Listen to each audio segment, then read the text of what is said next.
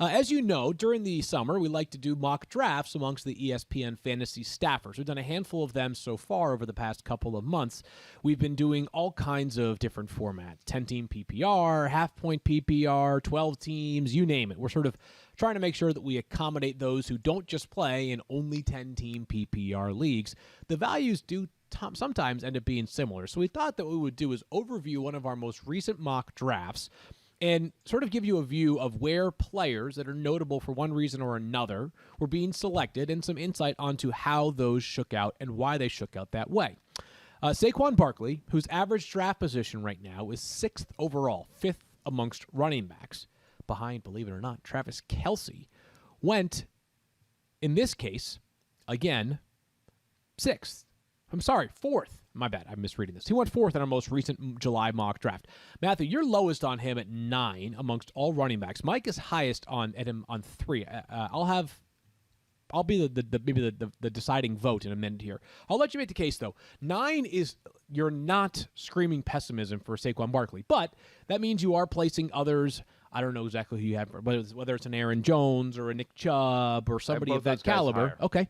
So I have Eckler, Aaron Jones, and Nick Chubb all ahead of Saquon Barkley. So those are the ones that I think would raise eyebrows. Okay. So of the, again, relative, tiny concerns. Yeah, what are those right now, Saquon? They're injury concerns. Okay. They're injury. I mean, like, out of the 48 possible games that Saquon Barkley could have played in his NFL career, he's finished 30 of them. Wow. I mean, like, he's missed an entire NFL season under the new format. Right, I mean, he's missed 18. He's played 31 games, and the 31st game, of course, is the one that he left early last year, game 2. Now, obviously, a lot of that was last year where he missed 14 games. He only completed 1, but he missed 3 games his sophomore year as well. And he's currently on the physically unable to perform list, right? He's currently on the PUP list. Yep. Will he start the season there? I don't know. I would be surprised because that would put him out for the first 6 weeks. Right. I would be surprised as well. But is there a chance they ease him back in? I know Stefania has some concerns as well. And yeah, for when sure. Stefania has concerns, I have concerns. Right. It is like That's osmosis. basically my analysis. Right. It's like very nuanced. Yeah, exactly. Yeah. What's your concern? Well, Stefania has concerns. Yeah. Okay. Like that's how I do my research. Hey, Stefania, what do you think about Saquon Barkley? And then I listen, and then you know what I mean. Like no. In all seriousness, like to me, and I'm a big believer in this field, and we've talked about this a lot on the podcast over the years.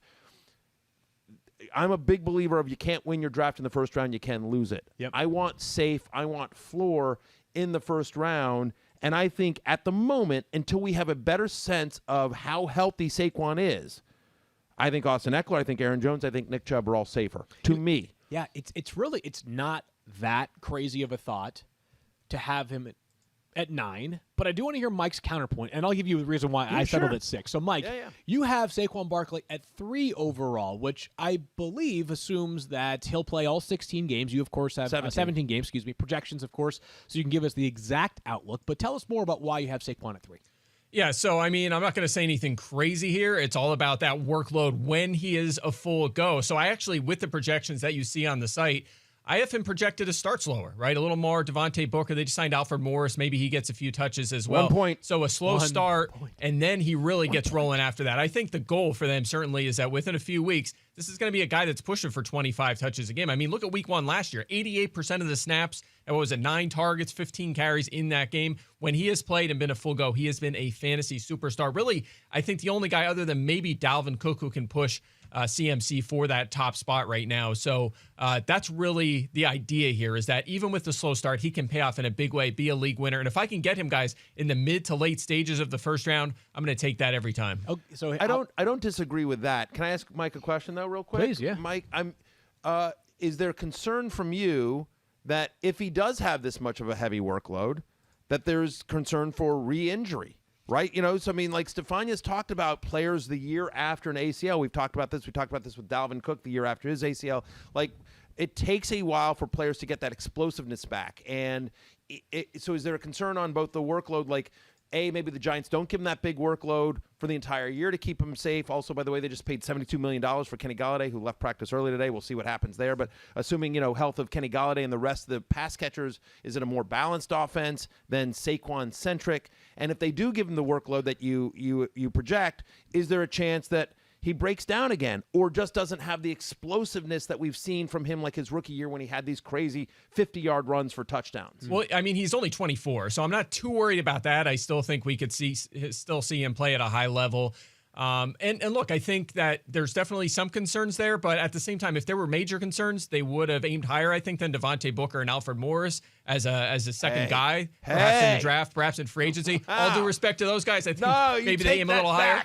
You take that back. And look, also, you think about the other guys in that range that you're picking, a lot of them have concerns too. I mean, Austin Eckler has a very limited ceiling at the goal line and as a ball carrier, and Alvin Kamara is the quarterback change, and he's coming off a big workload last year in a big season. It's hard to repeat those sort of numbers. Derrick Henry is going to be 28. We haven't seen a lot of success from guys that age the past few seasons in the NFL. That workload's going to catch up to him. Zeke Elliott, massive workload going all the way back to college. So, I mean, I think you could pick apart all of these guys, be worried about a lot of different things. When it comes down to it, though, he's still young, and he's still, I think, going to be one of the few full-on bell cows once he is a full go. And even if he drops from 85% to 70%, that's still a massive number. So I'm willing to take that chance in the mid to late stages of the first round that I'm going to get a guy that's going to be a league winner. As stated, I'm right in the middle of you two, and as the reason why is sort of half of what Matthew said and half of what Mike said. So I would view myself as there to be 6